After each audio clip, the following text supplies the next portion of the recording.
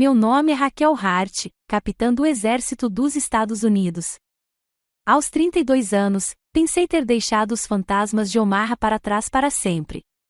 Mas, ao entrar na sala de audiências número 3, o cheiro de verniz de carvalho velho e o silêncio tenso e pesado me atingiram.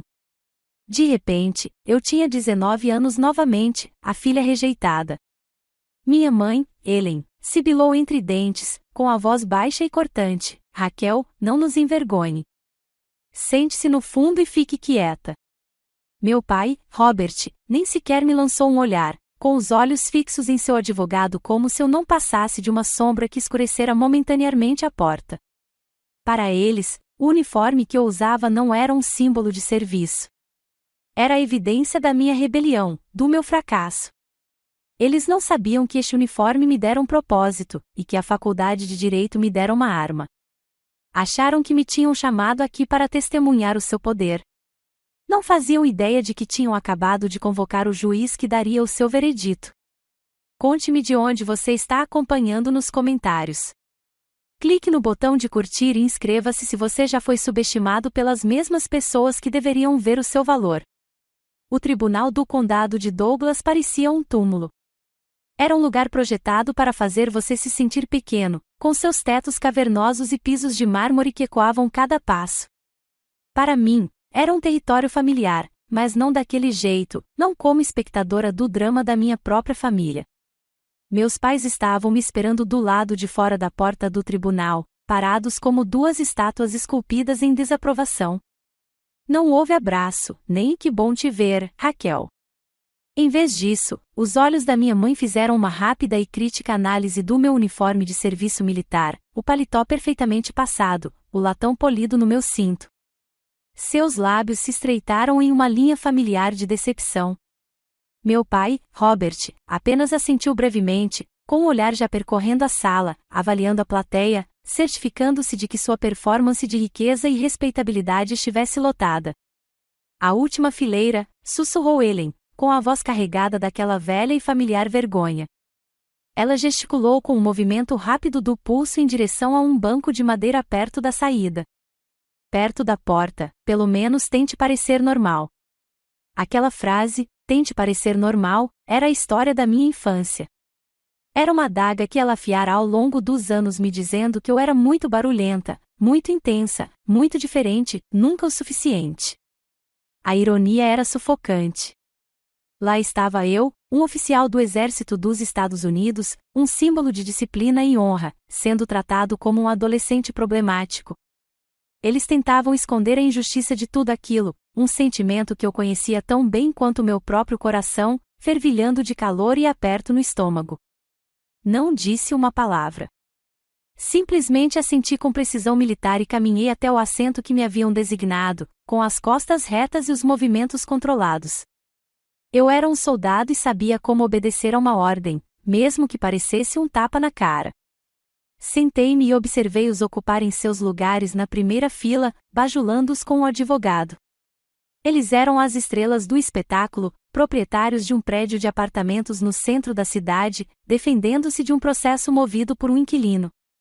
Um pequeno inconveniente, como eles mesmos haviam dito ao telefone, um incômodo.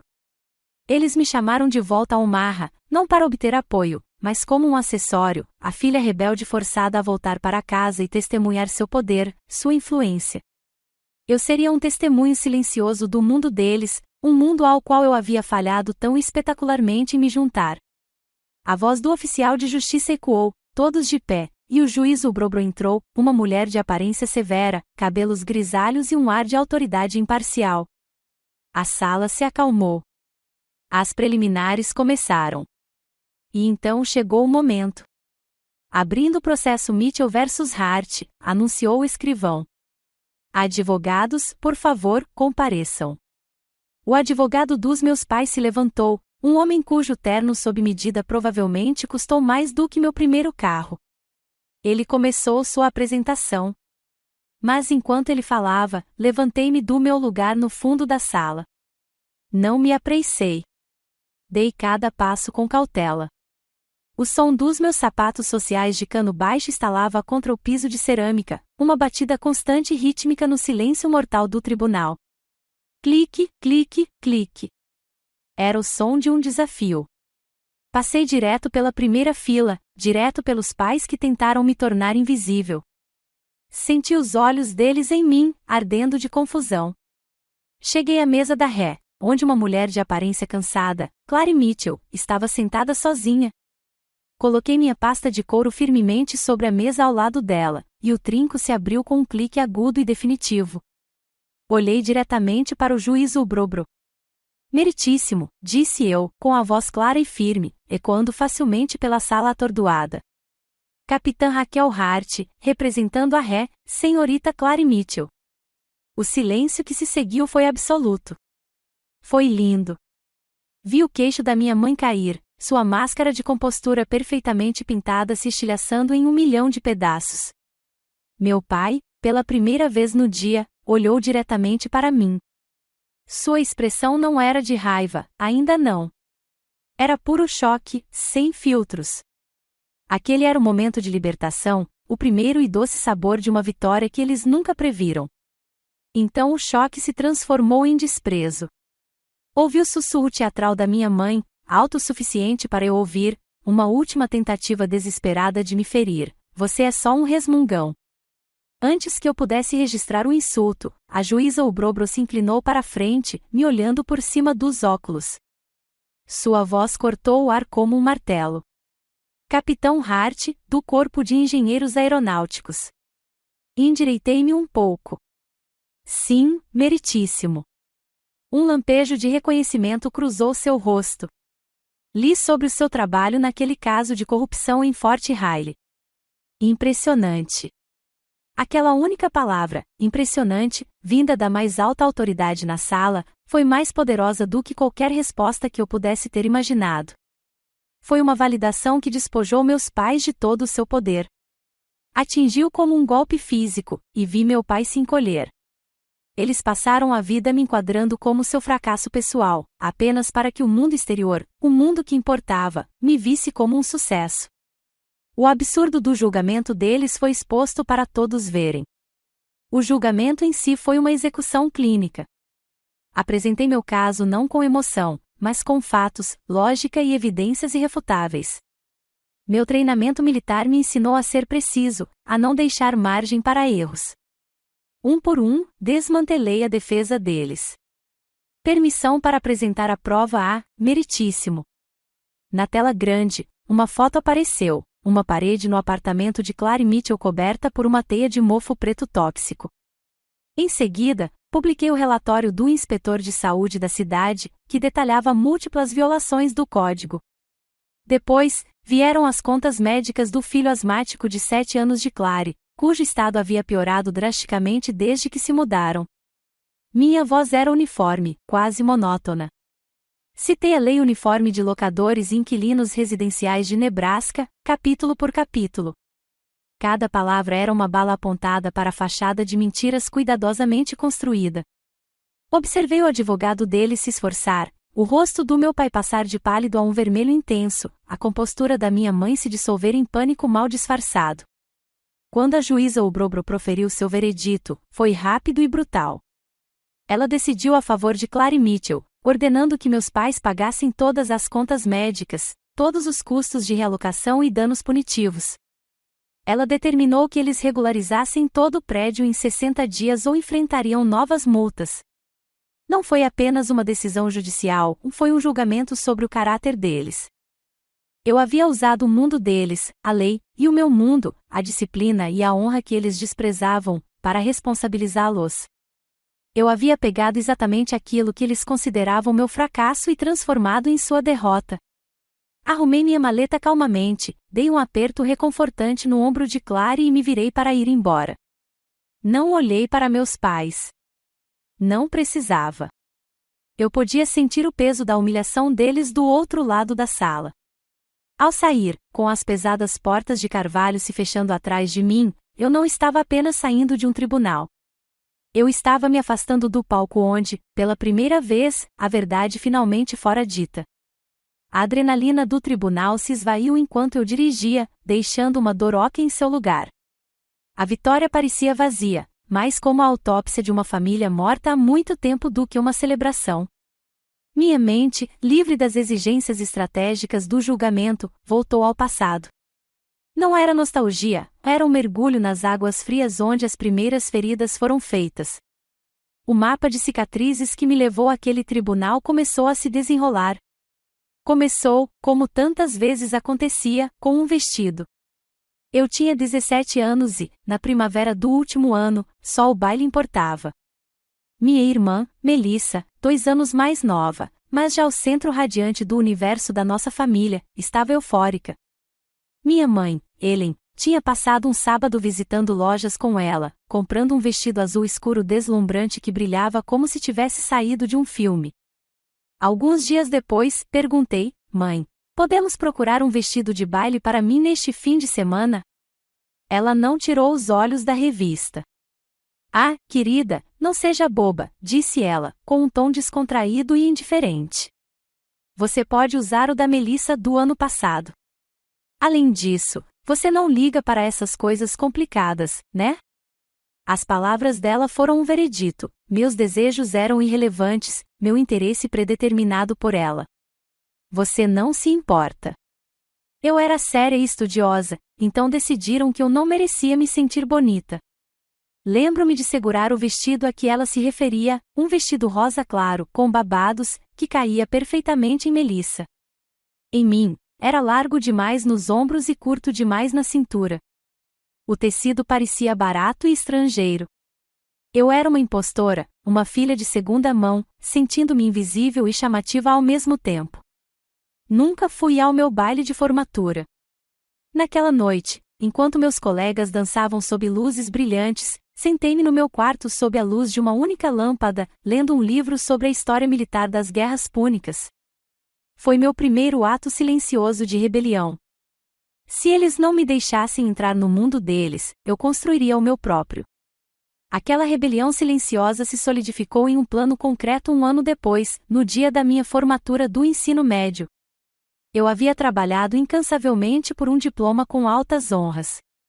Uma pequena e ingênua parte de mim nutria a esperança de que isso, finalmente, bastasse, que eles tivessem que reconhecer.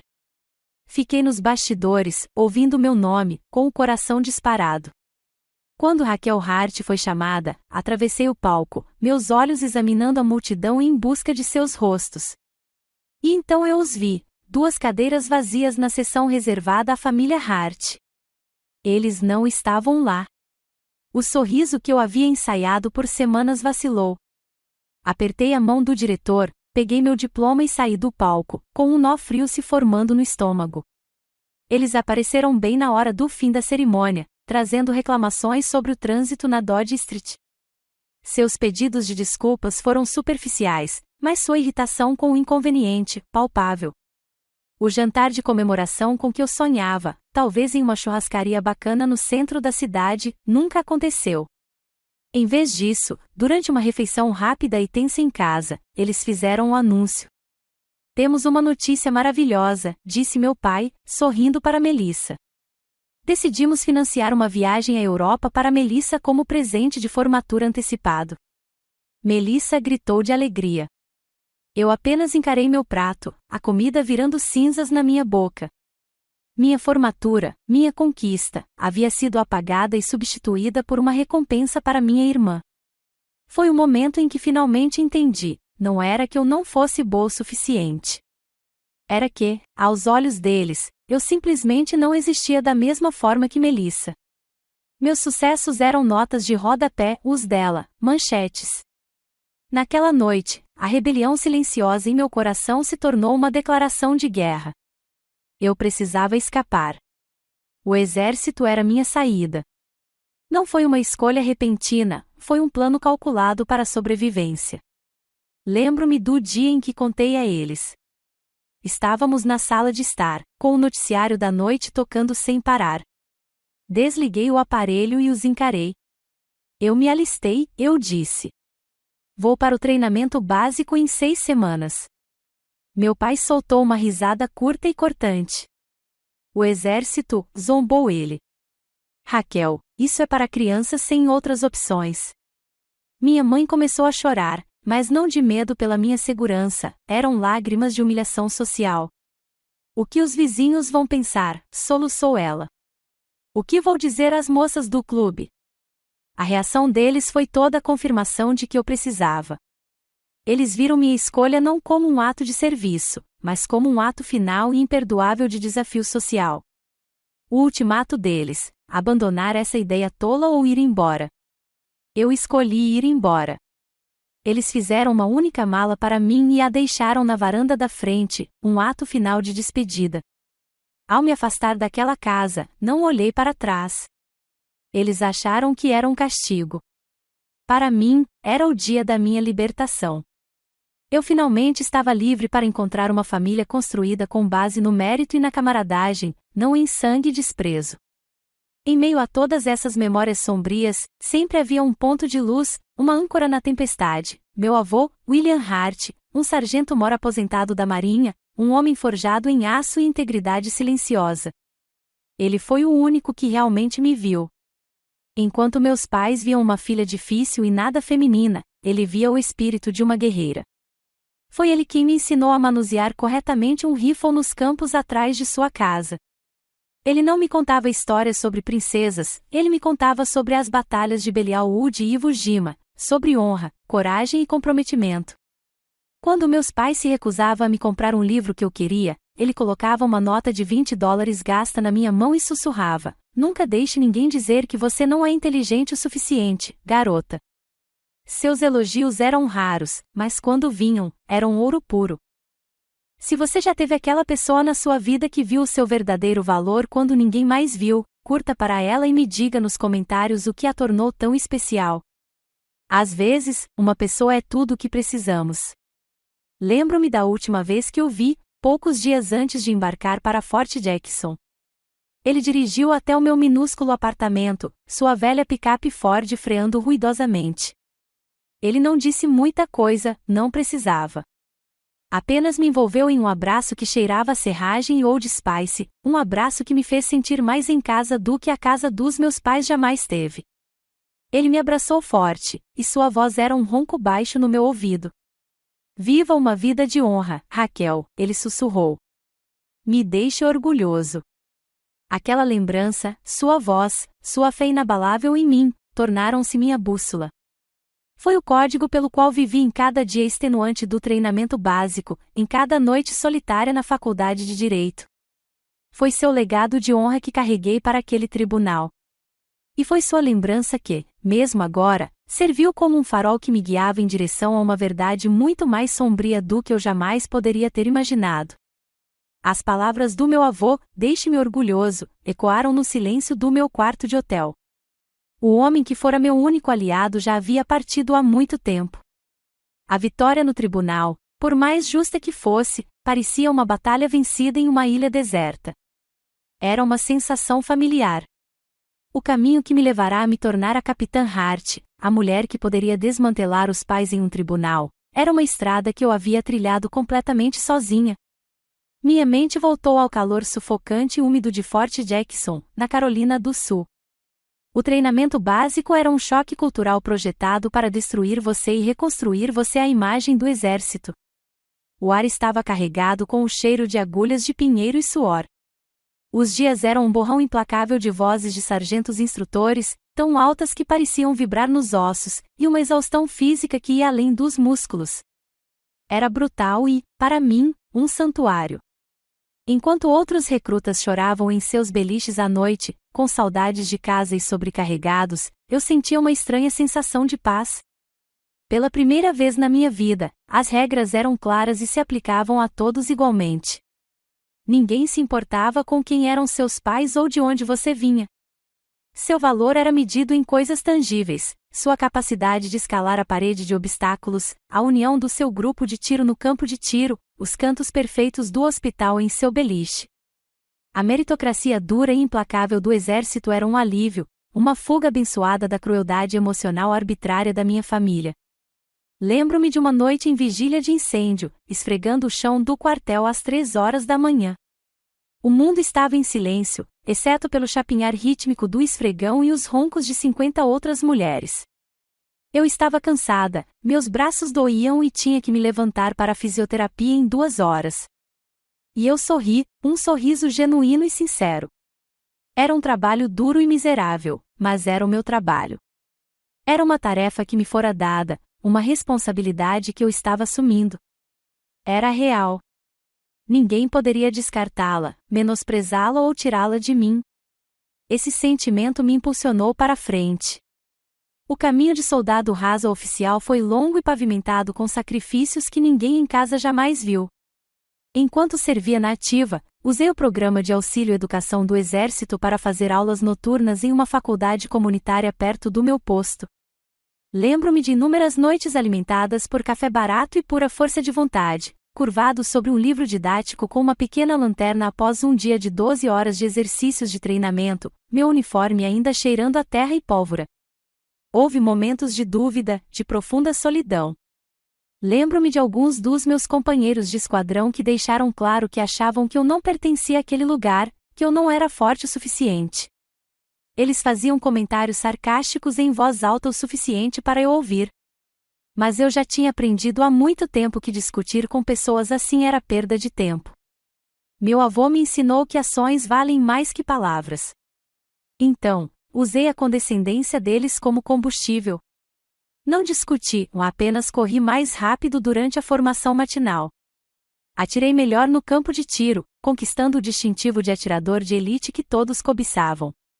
Tirei notas mais altas em todas as provas escritas. Lentamente, o respeito começou a substituir os olhares de escárnio. Não era dado de graça, era conquistado com dificuldade, palmo a palmo. Quando a carta de aceitação para a escola de candidatos a oficiais, ECO, chegou, pareceu menos uma celebração e mais a conclusão lógica de uma longa e calculada campanha. Foi uma vitória silenciosa e profundamente pessoal. No dia em que vesti meu uniforme de gala e tive as barras de ouro de segundo-tenente presas aos ombros, não liguei para meus pais.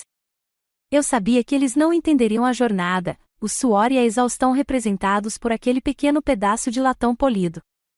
Ou pior, simplesmente não se importariam. Os anos mais solitários foram quando o exército me mandou para a faculdade de Direito, de volta para Omaha, para cursar a Universidade Creighton às suas próprias custas. Eu estava na minha cidade natal, cercada por ruas conhecidas, mas era uma ilha. Morava em um pequeno apartamento fora do campus e mantinha a cabeça baixa, concentrando-me apenas nos estudos. Certa noite, mergulhada num poço de exaustão e sentindo o peso do meu isolamento, eu estava navegando por vídeos online, procurando por qualquer coisa que me distraísse. Me deparei com uma palestra TED de uma pesquisadora chamada Brené Brown. Ouvi enquanto ela falava sobre vulnerabilidade, coragem e vergonha. E então ela disse uma frase que me atingiu como um raio: vulnerabilidade não é fraqueza. É a nossa medida mais precisa de coragem. Naquele momento, algo dentro de mim mudou. Todos os anos que passei tentando construir uma armadura para esconder as feridas que minha família havia infligido de repente pareceram errados. Percebi que aquelas cicatrizes não eram algo para se envergonhar, elas eram a fonte da minha força. O sentimento constante de ser um estranho foi o que forjou minha independência. A fome por justiça foi o que impulsionou minha busca por justiça. A dor de não ser visto foi o que me tornou tão determinado a ver e lutar pelos outros. Meu passado não era uma maldição, era uma forja. Ele havia me martelado e moldado na arma que eu havia me tornado. Essa percepção foi libertadora. Cortou o último cordão invisível que prendia minha autoestima à aprovação dos meus pais. O toque do telefone no meu quarto de hotel me trouxe de volta ao presente. O silêncio após a vitória era pesado, opressivo. Olhei para o identificador de chamadas, Coronel Miller, meu comandante no corpo de JAG. Preparei-me para um sermão sobre como causar impacto. Atendi, com a voz profissionalmente equilibrada. Capitão Hart. Hart, disse ele, com a voz calma e firme. Ele não perguntou detalhes sobre o julgamento, não precisava. Ouvi dizer que você estava agitando as coisas lá em casa. Bom trabalho. Houve uma breve pausa. Lembre-se, aconteça o que acontecer, o corpo está com você. Estamos orgulhosos de você. Ele desligou. Fiquei ali, segurando o telefone, o silêncio da sala não parecia mais vazio. Aquelas 4 palavras simples, estamos orgulhosos de você, eram as palavras que eu desejava ouvir do meu pai a vida toda. Era uma validação que ele era incapaz de dar, oferecida livremente por um homem que me conhecia apenas pelo meu serviço e pela minha honra. Um calor se espalhou lentamente pelo meu peito, afastando a dor fria do passado. Naquele momento, entendi, eu havia perdido uma família definida por sangue e obrigação, mas, ao longo da estrada solitária, eu havia encontrado outra, uma família forjada em um propósito compartilhado, construída sobre uma base de honra, respeito e lealdade. E essa família era inquebrável. O calor das palavras do Coronel Miller perdurou por muito tempo depois do fim da ligação, uma chama pequena e constante na caverna fria do meu quarto de hotel. Pela primeira vez no que pareceu uma vida inteira, um pedaço da armadura que eu havia construído com tanto cuidado ao meu redor pareceu se desfazer. Estamos orgulhosos de você.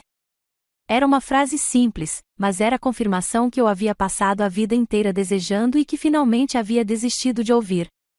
Talvez, pensei, aquele fosse o começo de um novo capítulo. Talvez a guerra finalmente tivesse acabado. Então meu telefone tocou novamente. Era um número desconhecido, um DDD local de Omaha. Quase deixei cair na caixa postal, mas um instinto me fez atender. Capitão Hart. A voz do outro lado era grave, envelhecida e carregava a dicção cuidadosa de uma era passada. É ela, respondi, meu tom voltando à cautela profissional. Meu nome é Henry Bradford, disse o homem. Eu era o advogado do seu avô, o sargento-mor William Hart. Um choque percorreu meu corpo. Meu avô estava morto havia 12 anos. Desculpe, advogado dele? O espólio dele já foi resolvido há muito tempo. Sim, na maior parte, disse Bradford, e eu pude ouvir um farfalhar de papéis. Mas há um assunto de natureza altamente sensível e urgente referente ao testamento dele, do qual seus pais nunca foram informados. Acredito ser imperativo que nos encontremos imediatamente. Seu tom não era o de um advogado típico lidando com uma tarefa administrativa árdua. Estava impregnado de uma urgência, uma ansiedade rigidamente controlada, que me deixou tenso.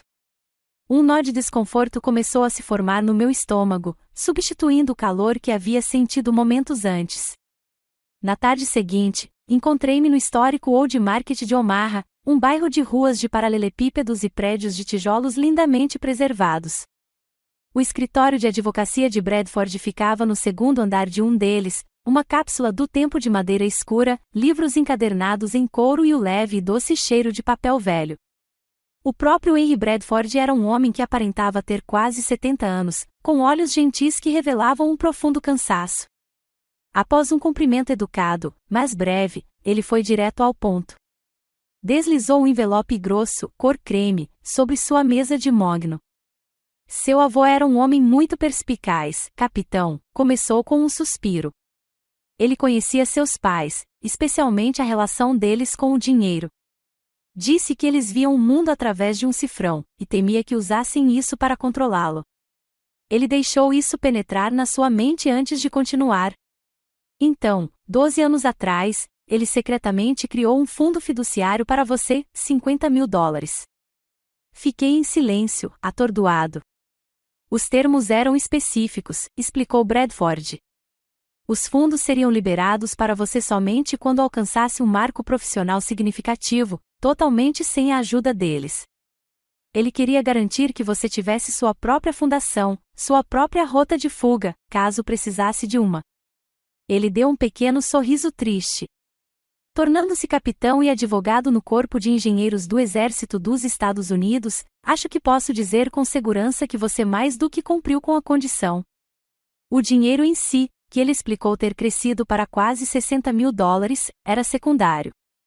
Era o ato, um voto de confiança enviado do além-túmulo, um último ato de proteção do único homem que realmente tentou me proteger.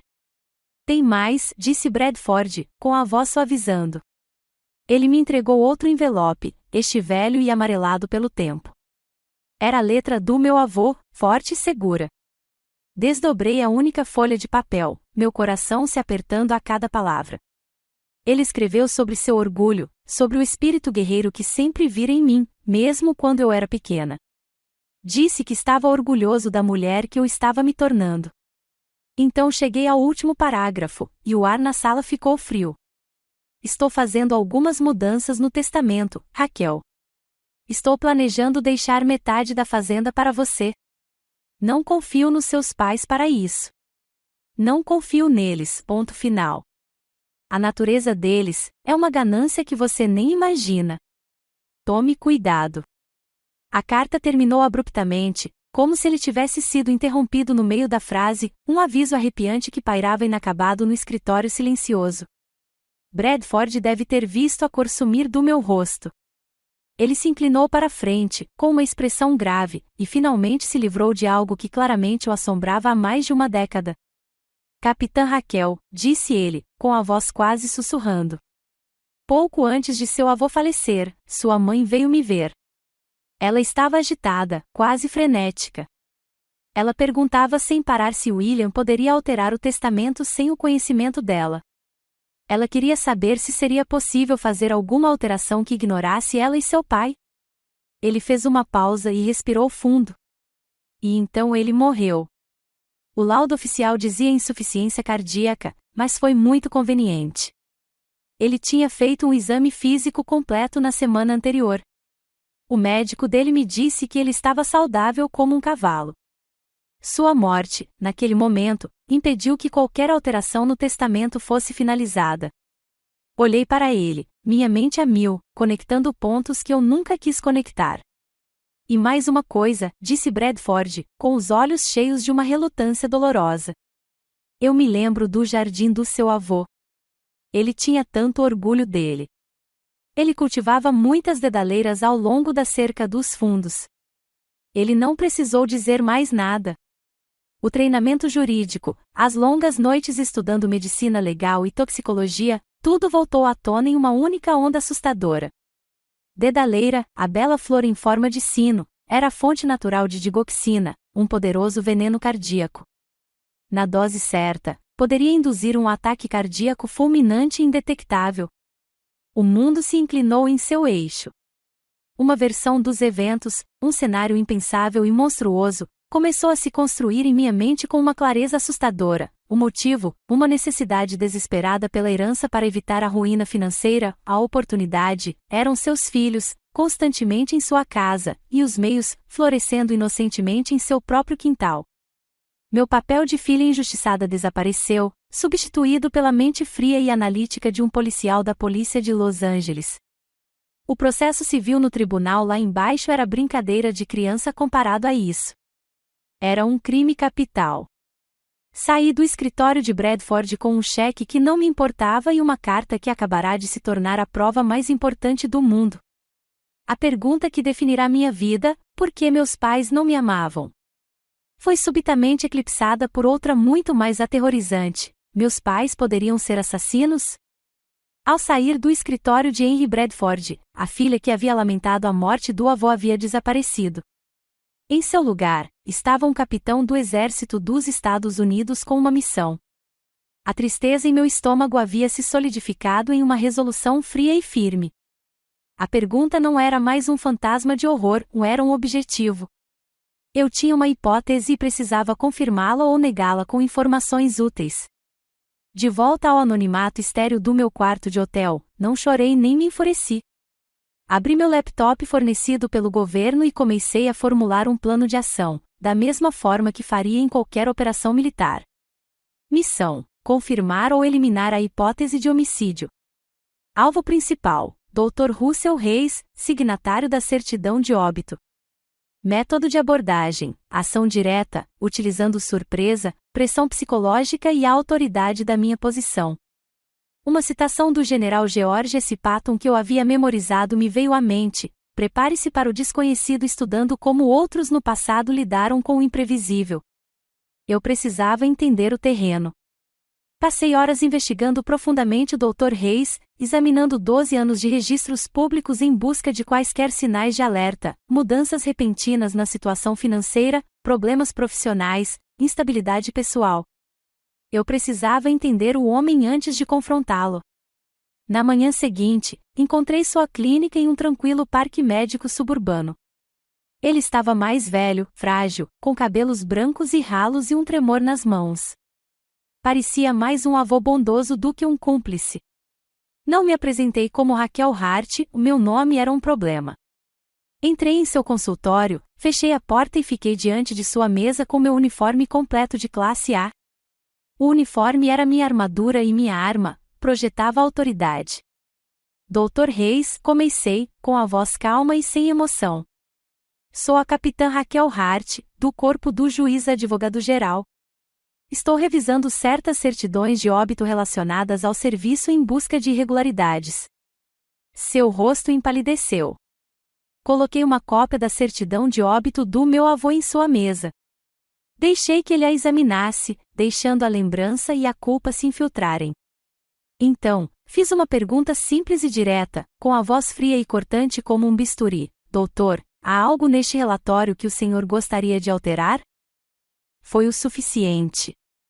A barreira de sua negação, mantida por mais de uma década, se rompeu. O velho afundou na cadeira e começou a soluçar, os ombros tremendo com a força de uma verdade há muito aprisionada. Em meio a lágrimas de culpa, toda a história foi revelada. Ele me contou como meu pai, Robert Hart, o procurara poucas horas após a morte de William com uma maleta cheia de dinheiro e ameaças veladas sobre seus amigos influentes no Conselho Médico Estadual. Diante de seus próprios problemas financeiros, o médico cedeu. Concordou em falsificar o laudo, listando parada cardíaca como causa da morte e omitindo qualquer exame toxicológico. Mas a culpa, sussurrou, fora um câncer em sua alma. Enquanto sua confissão se acalmava, ele tateou com uma chave e destrancou uma gaveta. De um arquivo empoeirado, tirou uma única folha de papel. Não consegui destruí-la, gaguejou, deslizando-a sobre a mesa. É o relatório toxicológico original. Eu o analisei antes que seu pai me encontrasse. Peguei-o. Lá estava, preto no branco, níveis letais de digoxina. Era a primeira prova concreta, a primeira bala em uma guerra que eu agora estava determinado a vencer. Com o depoimento sob juramento do médico e o relatório, fui ver a promotora do condado de Douglas, uma mulher dura e objetiva chamada Catherine Maurice. Ela ouviu minha história com um foco sério e inabalável. Quando terminei, ela assentiu lentamente. O depoimento do médico é um avanço, capitão, admitiu. Mas é circunstancial. A confissão dele implica seu pai em um encobrimento, mas não coloca o veneno nas mãos deles. Um bom advogado de defesa pintaria o médico como um velho tentando se salvar. Ela se inclinou para a frente, seus olhos fixos nos meus. Preciso de algo que os ligue diretamente ao ato, uma confissão, provas físicas, uma testemunha. Sem uma ligação direta, o júri terá dúvidas razoáveis. Eu entendi, a justiça exigia mais. Eu precisava de um trunfo lá dentro. Eu precisava da minha arma secreta, uma arma que meus pais criaram, uma que eles jamais imaginariam chegar, minha irmã, Melissa. Naquela noite, eu a conheci em um pequeno restaurante aberto a noite toda, longe do bairro dos nossos pais. Ela entrou, na defensiva, com os braços cruzados sobre o peito. Antes que eu pudesse falar, ela começou a repetir as mesmas cantadas que nossos pais lhe deram durante anos. O que você quer, Raquel? Você já não fez o suficiente? Voltar aqui, processá-los, humilhar a família? Deixei-a terminar. Não discuti. Simplesmente deslizei uma pasta sobre a mesa pegajosa. Leia isto, disse baixinho. Dentro havia uma cópia da carta do nosso avô e a confissão juramentada do Dr. Russell Reis. Observei sua raiva ensaiada se dissolver, substituída por confusão e, em seguida, por horror crescente. Seu rosto ficou flácido, sua pele pálida sob as luzes fluorescentes do restaurante. O mundo que nossos pais haviam construído para ela estava se desintegrando diante dos meus olhos. Quando ela olhou para cima, a arrogância havia desaparecido, substituída por uma vulnerabilidade aterrorizada. O quê? O que é isso? Este era um momento crítico. Não era uma conversa em família, era um recrutamento. Eu não perguntei e eu designei. Melissa, isso não é mais sobre você e eu disse, com a voz baixa e firme. Isso é sobre o vovô. Ele foi assassinado. Você pode continuar vivendo na mentira confortável que construíram para você, ou pode me ajudar a fazer justiça pela única pessoa nesta família que realmente se importou conosco. Enfiei a mão na minha bolsa e coloquei um pequeno dispositivo sobre a mesa, um gravador de voz digital, do tamanho de um chaveiro. Sua missão, caso decida aceitá-la, eu disse, olhando nos olhos dela, é vasculhar os registros antigos do nosso pai. Ele guarda tudo em caixas no sótão, extratos financeiros, diários, qualquer coisa daquela época. Preciso de informações, Melissa. Qualquer coisa que prove que eles estavam desesperados. Ela encarou o gravador como se fosse uma cobra, tremendo, dividida entre uma vida inteira de lealdade e a verdade horripilante.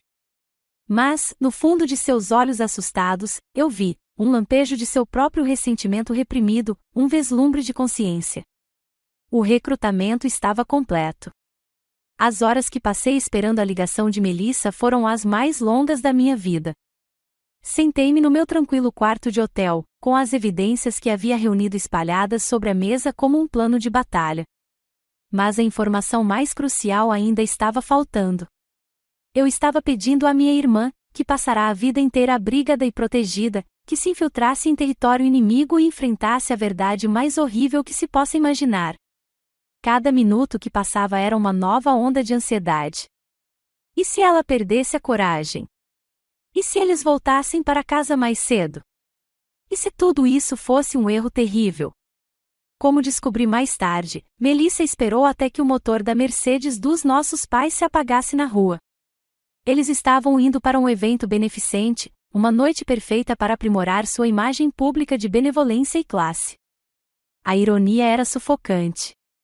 Com o coração batendo tão forte que ela o sentia na garganta, ela foi até o sótão. A escada retrátil gemeu em protesto enquanto ela subia para o espaço escuro e empoeirado que guardava toda a história esquecida da nossa família. O ar estava carregado com o cheiro de madeira velha, papel em decomposição e naftalina, o cheiro de segredos enterrados. Uma única lâmpada nua lançava sombras longas e dançantes sobre pilhas de móveis velhos e brinquedos de infância esquecidos. O alvo da sua missão era uma fileira de caixas de papelão contra a parede oposta, cuidadosamente etiquetadas por ano, finanças antigas. Todos os seus instintos gritavam para ela voltar. Parecia uma traição, uma violação sagrada. A voz da nossa mãe ecoava em sua mente, um sussurro fantasmagórico repreendendo-a por ser ingrata, por bisbilhotar. Mas então outra imagem a empurrou para longe. Os olhos gentis e enrugados do nosso avô, a lembrança do seu calor, da sua força silenciosa. Aquilo não era para ela, era para ele. Ela era sua guerreira agora. Ela começou com a caixa etiquetada 2012. Suas mãos tremiam ao levantar a tampa. Lá dentro, ela encontrou exatamente o que eu esperava, e o que ela temia. Não era um registro de riqueza e sucesso, era um rastro de desespero. Pilhas de extratos bancários com saldos assustadoramente baixos, uma enxurrada de cartas de credores, com uma linguagem cada vez mais agressiva a cada página, aviso final, pagamento vencido. Havia documentos descrevendo investimentos fracassados e uma segunda hipoteca da casa deles que estava à beira da execução hipotecária. A vida de luxo que Melissa sempre conhecera, as viagens pela Europa, as roupas de grife, o conforto sem esforço, tudo não passará de uma mentira, uma ilusão cuidadosamente construída à beira do colapso. O motivo do assassinato não era mais uma hipótese obscura, era claro, frio e calculado, exposto em preto e branco. Elas não queriam apenas a herança do avô, precisavam dela para sobreviver, para manter a fachada que era mais importante para elas do que a própria vida. A ganância não era apenas uma falha de caráter, era um animal desesperado e acuado. Cavando mais fundo, perto do fundo da caixa, seus dedos roçaram em algo que não pertencia ali. Não era um arquivo financeiro, era um pequeno caderno com capa de couro, o tipo que nossa mãe sempre usava para suas anotações de jardinagem. Melissa quase o descartou, mas uma fria premonição a fez abri-lo.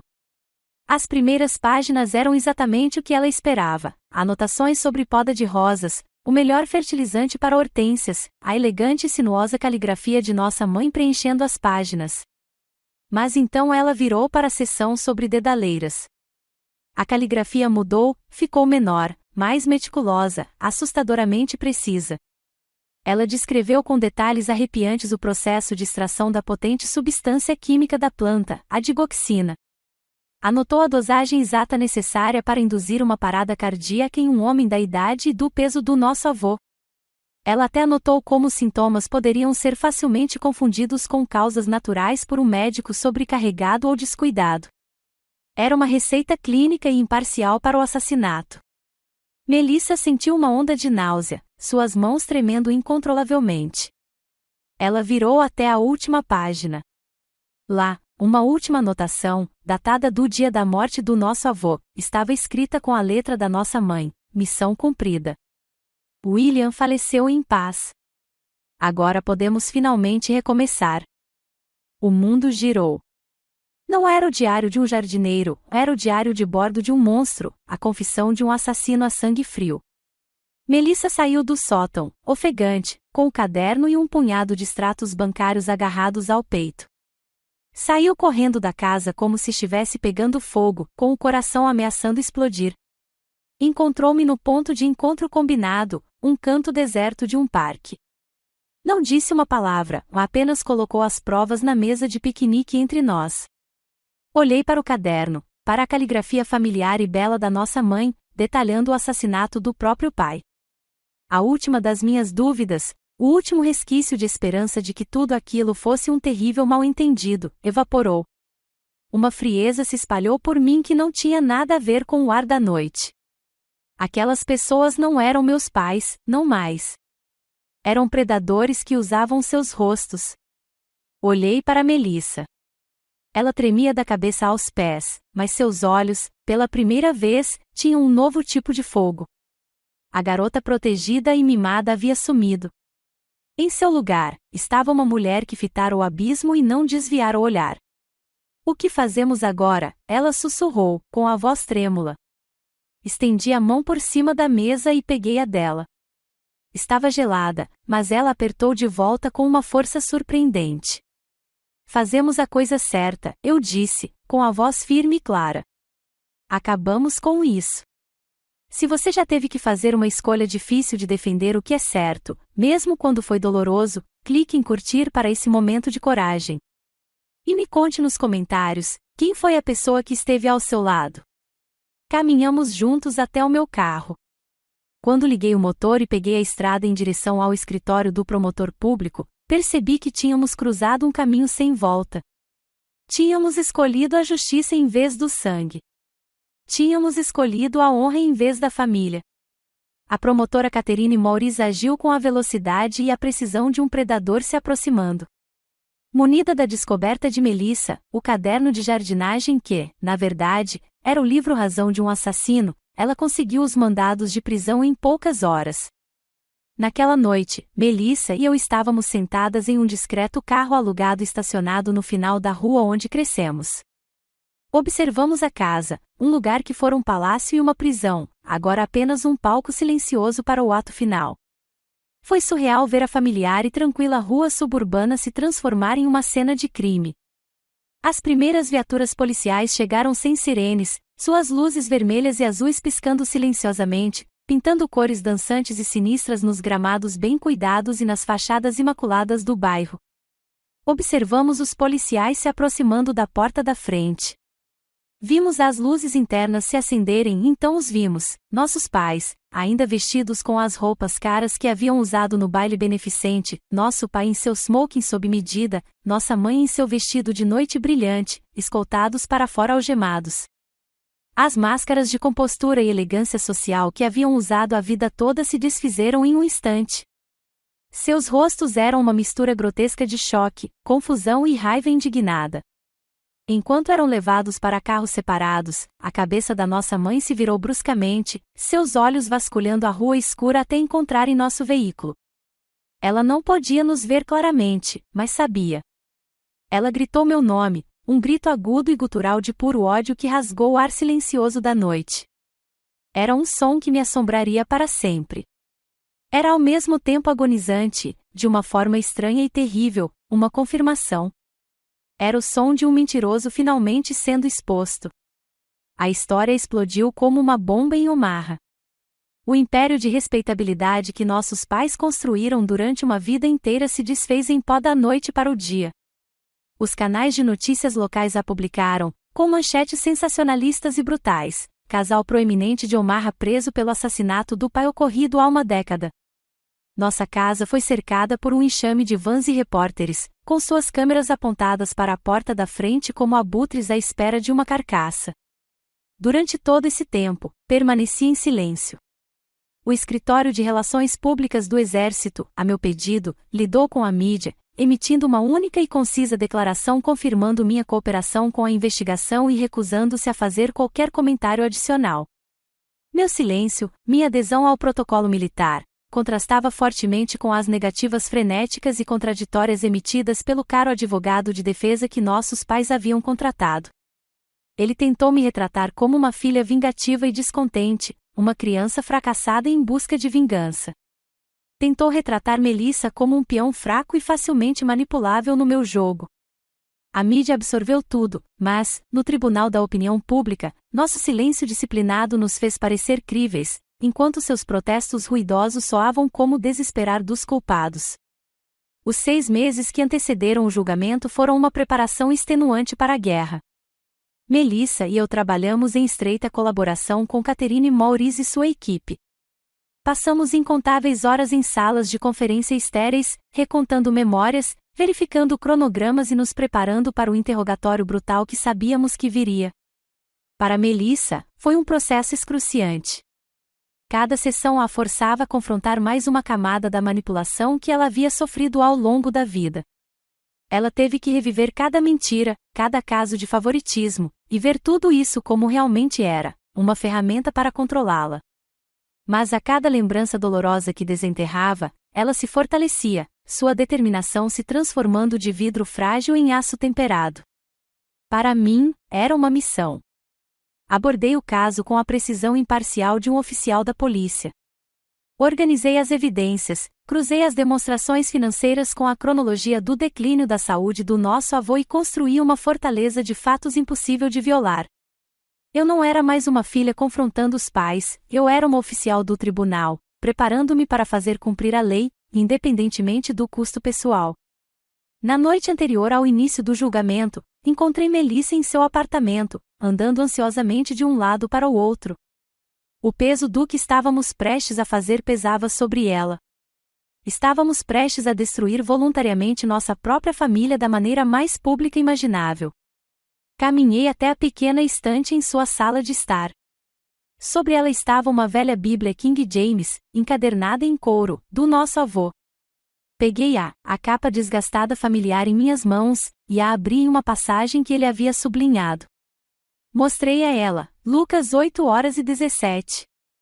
Pois não há nada oculto que não venha a ser revelado, li em voz alta, com a voz baixa, mas firme, e nada escondido que não venha a ser conhecido ou trazido à luz. Melissa parou de andar de um lado para o outro e olhou para mim, com os olhos brilhando de lágrimas não derramadas. Estou com medo, Raquel.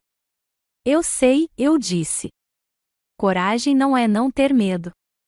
É fazer o que é certo de qualquer maneira. Fechei a Bíblia. Tudo está prestes a vir à tona, Melissa. Só precisamos ser corajosos o suficiente para assistir. Na manhã seguinte, não me vesti com roupas civis. Parei diante do espelho e vesti metodicamente meu uniforme de serviço do Exército, o formal ASU, com seu impecável casaco azul, latão polido e fileiras de fitas que eu havia conquistado. Foi uma escolha deliberada, uma declaração. Eu não estava entrando naquele tribunal como uma filha em busca de vingança.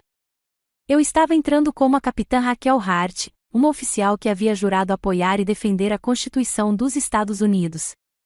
Meu uniforme era minha armadura, uma representação física dos valores pelos quais eu havia escolhido viver: lealdade, dever, respeito, honra, valores que meus pais haviam distorcido e pervertido. Enquanto caminhava pelo corredor do tribunal, vi-os parados com o advogado, os rostos pálidos e abatidos. Passei por eles sem olhar, com Melissa ao meu lado. Meus olhos não estavam neles, estavam fixos na bandeira americana que estava no canto da sala do tribunal. A batalha final havia começado. O julgamento se desenrolou exatamente como Catherine Maurice planejara, um desmantelamento metódico e implacável do mundo cuidadosamente construído pelos meus pais. Foi como assistir a um mestre estrategista executar uma campanha impecável. Henry Bradford foi o primeiro a depor, e seu depoimento pintou um retrato claro de uma Ellen Hart frenética, obcecada pelo testamento do pai poucos dias antes de sua morte. Então veio o Dr. Hayes, um homem destruído no banco das testemunhas, com a voz trêmula ao confessar seu papel no encobrimento, apresentando o laudo toxicológico original que mostrava níveis letais de digoxina. Cada palavra que ele dizia era mais um prego sendo martelado no caixão jurídico dos meus pais. Observei-os na mesa dos réus. A arrogância inicial e os sorrisos confiantes que exibiram no primeiro dia já haviam evaporado há muito tempo. Agora, pareciam pequenos, seus ternos sob medida incapazes de esconder o pânico que irradiavam. O advogado de defesa fez o possível, objetando e se exibindo, mas era como um homem tentando conter um maremoto com um balde.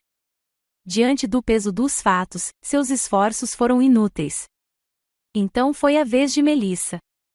O tribunal inteiro pareceu prender a respiração enquanto ela caminhava até o banco das testemunhas. Ela parecia tão pequena e frágil em um vestido azul simples, um contraste gritante com a formalidade imponente do tribunal. Mas quando começou a falar, sua voz era clara e forte. Ela contou ao júri sobre sua infância, sobre uma vida inteira sendo manipulada, sobre a gaiola de ouro que haviam construído para ela. Lágrimas escorriam por seu rosto enquanto ela descrevia a descoberta do caderno, o momento em que seu mundo desabou, mas ela nunca vacilou. Ela olhou diretamente para o júri, e sua dor crua e honesta era mais convincente do que qualquer argumento legal. Quando fui chamado a depor, o contraste era absoluto. Em meu uniforme completo, eu era a personificação da disciplina e do controle.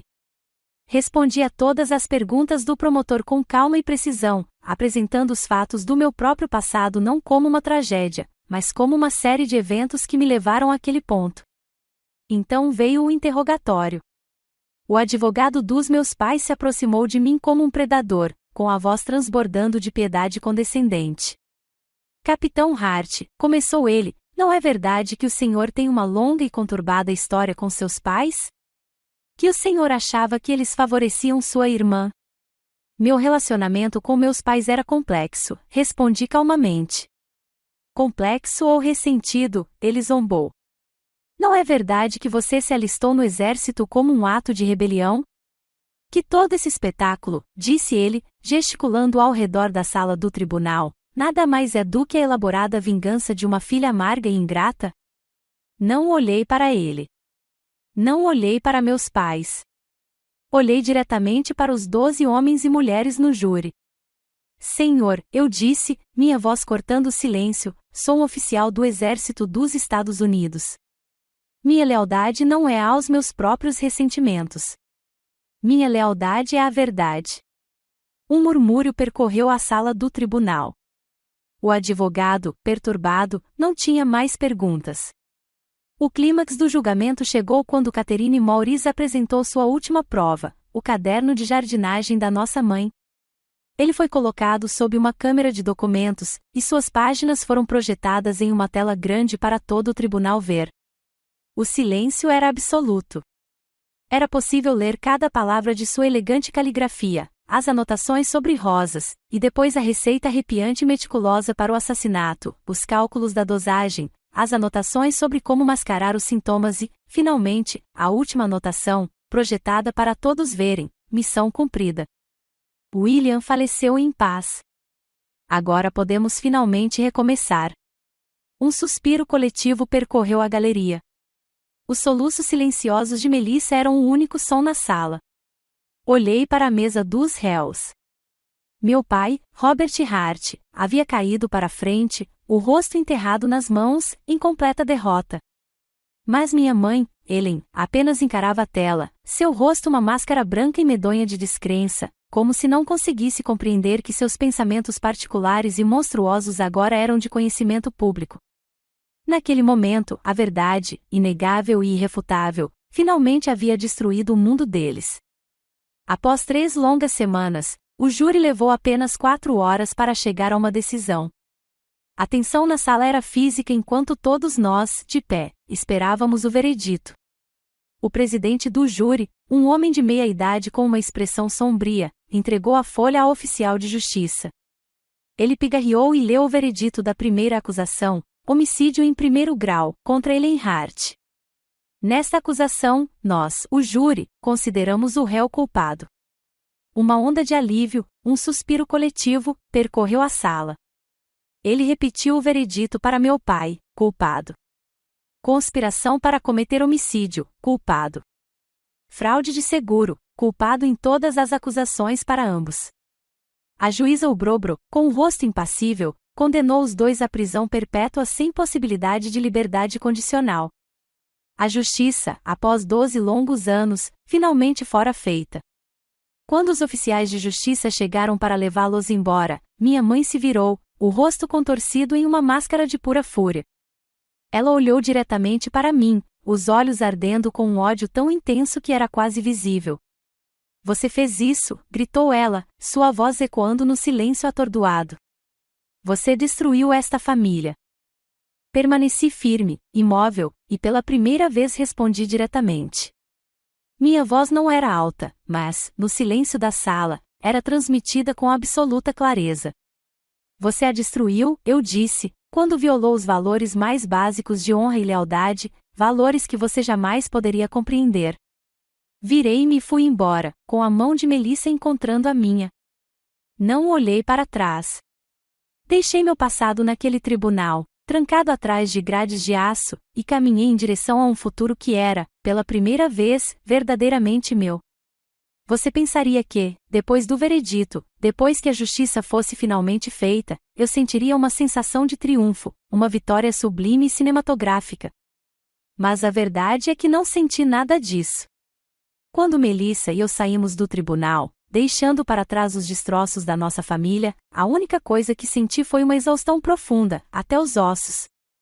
O rugido da batalha na minha cabeça finalmente silenciou, e o que restou foi um vazio silencioso e oco. A guerra havia acabado, mas a vitória parecia muito com a derrota. Uma semana depois, Melissa e eu voltamos para a casa da nossa infância. Não era mais um lar, apenas uma casa, um museu frio e estéril de uma vida que agora havia terminado. Estávamos lá para empacotar o que restava, para separar os restos físicos do nosso passado fragmentado. A tarefa parecia monumental. Cada objeto que tocávamos, de uma fotografia empoeirada a uma caneca de café lascada, era uma mina terrestre de memórias, boas e ruins. Melissa chorou. Chorou pelos pais que pensava ter, pelas memórias felizes agora manchadas por uma verdade cruel. Eu não conseguia chorar. Simplesmente me movia pelos cômodos com uma eficiência metódica e imparcial, colocando itens em caixas etiquetadas como guardar, doar ou lixo. Era mais fácil me concentrar na tarefa, tratá-la como se estivesse limpando um quartel, do que deixar o peso de tudo aquilo me esmagar. Eu tinha vencido a guerra pela verdade, mas entendia o preço. Eu tinha perdido meus pais de novo, e desta vez para sempre. As cartas começaram a chegar da prisão um mês depois. Eram escritas em papel fino e barato, a letra elegante da minha mãe e a letra afiada e autoritária do meu pai pareciam estranhamente deslocadas. Eu as lia, esperando um lampejo de remorso, um sinal de responsabilização. Não havia nenhum. As cartas eram obras-primas de manipulação e autopiedade. Elas me culpavam por tudo. Acusavam Melissa de ser uma traidora. Nunca mencionaram o nome do nosso avô ou o crime que haviam cometido. Não eram pedidos de desculpas, eram ataques, tentativas desesperadas de retomar o controle atrás das grades. A antiga Raquel, a garota que ansiava pela aprovação deles, teria ficado arrasada com aquelas palavras. Mas eu não era mais aquela garota. Ao lê-las, não sentia a familiar pontada de raiva ou a vergonha ardente da desaprovação deles. senti apenas uma tristeza profunda, profunda. Durante meus estudos de direito, em uma disciplina eletiva de psicologia, me deparei com o trabalho de uma terapeuta chamada Marcia Linnea e seu conceito de aceitação radical significava reconhecer a realidade como ela é, sem julgamento, sem tentar combatê-la ou mudá-la.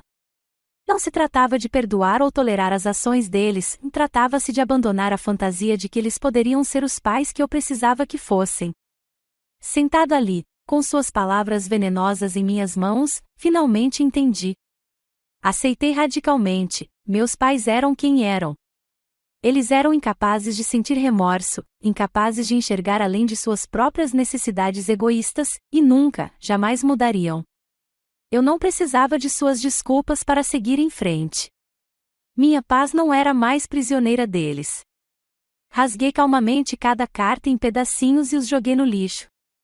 Como únicos herdeiros restantes, todo o patrimônio dos meus pais, que após as custas judiciais e a liquidação de bens, somava quase $2 milhões, agora era nosso.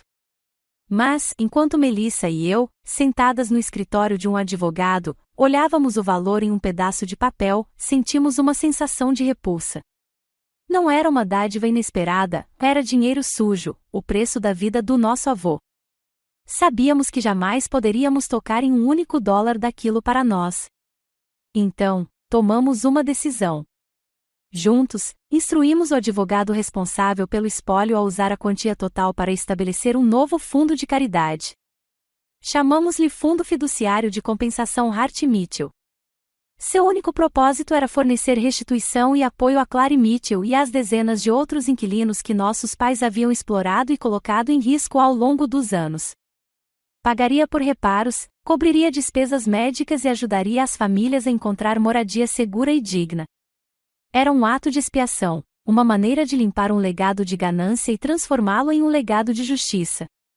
O Omaha World Herald escreveu um pequeno artigo sobre isso, chamando-o de um ato extraordinário de filantropia.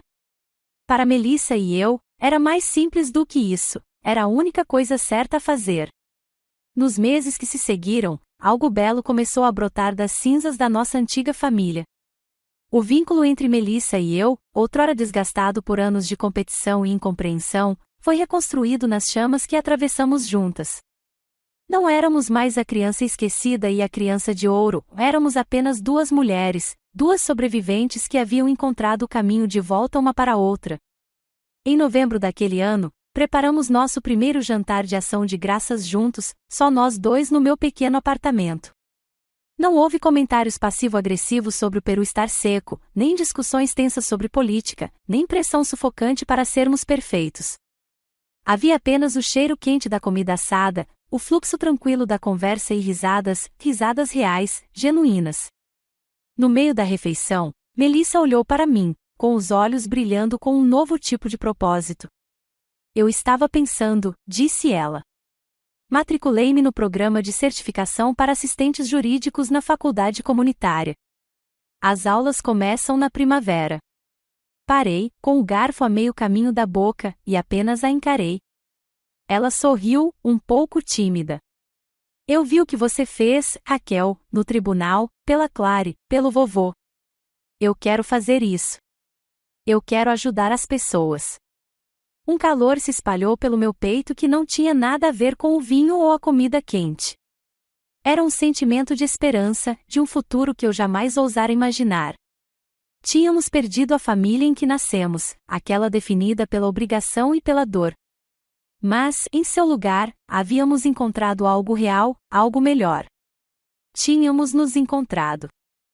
A história do julgamento e suas consequências, especialmente a criação do Hart-Mitchell Trust, repercutiu muito além das fronteiras de Omaha. Tornou-se uma história silenciosa de integridade nos círculos jurídicos e militares. Poucos meses após o veredito, recebi um e-mail de um nome que reconheci imediatamente, coronel aposentada Diane Kestrel. Ela era uma lenda no corpo de bombeiros, uma pioneira que havia quebrado barreiras e agora administrava um escritório de advocacia sem fins lucrativos dedicado a ajudar veteranos e suas famílias a enfrentar dificuldades jurídicas e financeiras. Ela havia lido sobre o meu caso. Escreveu que não estava impressionada apenas com minha habilidade jurídica, mas também com minha coragem e meu compromisso inabalável com a honra, mesmo com grande custo pessoal. Ela me ofereceu uma posição em seu escritório. Não era apenas uma oferta de emprego, era uma vocação. Por várias noites, fiquei acordada, pensando. O exército tinha sido meu salvador. Ele me dera estrutura, propósito e uma família quando eu não tinha nenhuma. Ele me moldara na mulher que eu era. Mas minha luta naquele tribunal de Omaha me ensinara algo novo. As batalhas mais importantes nem sempre são travadas em campos de batalha distantes. Às vezes, o maior serviço que você pode prestar é à comunidade de onde veio, às pessoas que não têm mais ninguém para lutar por elas. Depois de um longo e honroso serviço, tomei minha decisão, não me realistaria. Eu havia encontrado uma nova missão, uma nova maneira de servir. Uma semana antes de eu deixar Omaha e me mudar para a cidade onde ficava a sede da empresa do Coronel Kestrel, Melissa veio ao meu apartamento. Ela estava me ajudando a embalar as últimas caixas. Ela segurava algo na mão. Encontrei isto, disse ela baixinho. Estava escondido dentro do exemplar antigo de O Velho e o Mar. Era outra carta, outro envelope amarelado na letra forte e familiar do meu avô. Este estava endereçado simplesmente à minha guerreira. Minhas mãos tremiam ao abri-la. Estava datada de apenas 2 dias antes de sua morte. Ele escreveu que sabia dos problemas financeiros dos meus pais. Vira o desespero nos olhos deles, a escuridão da ganância deles, e isso o assustou. Escreveu que suspeitava que pudessem tentar fazer algo com ele ou com sua vontade, e que havia deixado intencionalmente um rastro de migalhas de pão, o fundo fiduciário com Bradford, a primeira carta, na esperança de que um dia minha bússola moral inquebrável me levasse à verdade. Disse que lamentava ter que me deixar lutar essa batalha sozinha, mas que sabia que eu era a única forte o suficiente para ir até o fim. Então li as últimas linhas, e lágrimas que eu nem sabia que ainda me restavam começaram a cair.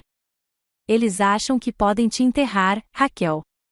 Eles acham que podem te empurrar para a terra e te esquecer. Mas eles não sabem que você é uma semente.